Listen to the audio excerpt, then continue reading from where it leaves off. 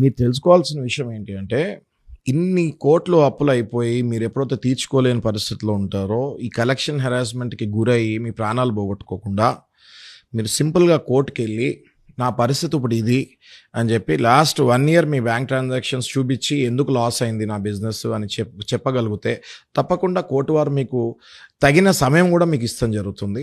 ఆ టైంలో మీరు మళ్ళీ మీ ఫండ్స్ అడ్జస్ట్ చేసుకొని బ్యాంకు వాళ్ళకి సెటిల్మెంట్కి వెళ్ళమని నా సజెషన్ ఇస్తాను నాగరాజ్ గారు. మళ్ళీ మీరు ఈఎంఐస్ కట్టి మళ్ళీ 100% కట్టాలి అంత స్టామినా ఉంటేనే కట్టండి.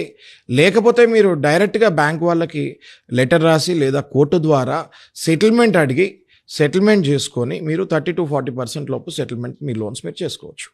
డెఫినెట్గా వెరీ గుడ్ ఇన్ఫర్మేషన్ సార్. నిజంగా నేను అంటే ఎంత ఎదిగానంటే ఈ వీడియో మీతో పాటు చేస్తున్నందుకు చాలా హ్యాపీ ఫీల్ అవుతున్నాను. Thank you Nagaraj.